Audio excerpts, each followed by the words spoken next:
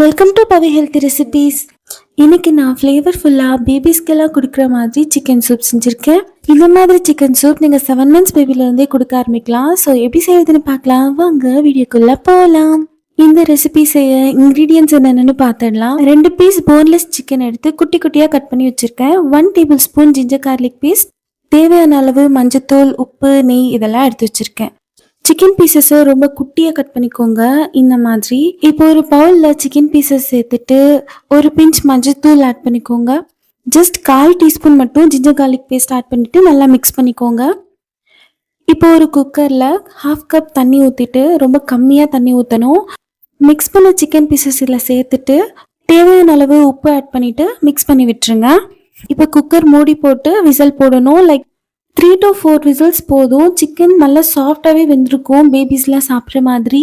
உப்பு கரெக்டாக இருக்கான்னு மட்டும் செக் பண்ணிக்கோங்க. இப்போ நான் ஃபர்ஸ்ட் இந்த சூப் மட்டும் ஒரு பவுலில் ட்ரான்ஸ்ஃபர் பண்ணிடுறேன். ஸோ இந்த சூப்பை வந்து அரௌண்ட் 1 year பேபிஸ்க்கெல்லாம் இட்லி தோசையில் டிப் பண்ணி கொடுத்தா சூப்பராக சாப்பிடுவாங்க. ஸோ அனதர் பவுலில் நான் இந்த சூப் சிக்கனோடவே சேர்க்க போகிறேன். ஃபர்ஸ்ட் சூப் மட்டும் நான் ட்ரான்ஸ்ஃபர் பண்ணிவிட்டு ஒரு பிளேட்டில் இந்த சிக்கனை நல்லா மேஷ் பண்ணுங்கள்.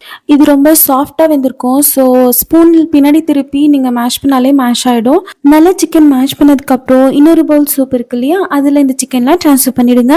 இந்த சூப் ரொம்ப ஹெல்த்தியாக இருக்கும். உங்கள் பேபி ஸ்டார்டிங் கொடுக்கும்போது கொஞ்சம் கொஞ்சம் குவான்டிட்டியாகவே கொடுங்க. சிக்கன் சூப்பாக தனியாக ஒரு டைம் கொடுக்கலாம். கிளியர் சூப்பாக இருக்கிற பவுல் வந்து நீங்கள் இட்லி தோசையில் டிப் பண்ணி கொடுக்கலாம். ஸோ அவ்வளோதான், 1 dayக்கு இவ்வளோ தான் சாப்பிடுவாங்க. ஸோ நான் அதனால தான் கம்மி குவான்டிட்டியில் செஞ்சுருக்கேன். அவ்வளோதான், பேபிஸ்க்கெல்லாம் சாப்பிட்ற மாதிரி 7 monthsலேருந்தே கொடுக்கறதுக்கு ஏற்ற மாதிரி நான் 2 டைப் ஆஃப் சூப் செஞ்சுருக்கேன். கடைசியாக சூப் சூடாக இருக்கும் போதே கொத்தமல்லி இந்த மாதிரி ஆட் பண்ணிக்கோங்க. உங்கள் பேபி நெய் சாப்பிடுவாங்கன்னா 2 drops நெய் ஆட் பண்ணியும் நீங்கள் கொடுக்கலாம். ஸோ வெயிட் கெயின்க்கு ஹெல்ப்ஃபுல்லாக இருக்கும். இந்த சூப்போட பெனிஃபிட்ஸ் நான் மேலே ஸ்க்ரீனில் கொடுத்துருக்கேன். இந்த சிக்கன் சூப் ரெசிபி உங்களுக்கு ரொம்ப ஹெல்ப்ஃபுல்லாக இருக்கும்னு நான் நினைக்கிறேன். இதே மாதிரியான பேபிஸோட ஹெல்த் ரெசிபிஸ்க்கு சேனல் சப்ஸ்கிரைப் பண்ணிக்கோங்க. இன்னொரு வீடியோவில் பார்க்கலாம். until then bye.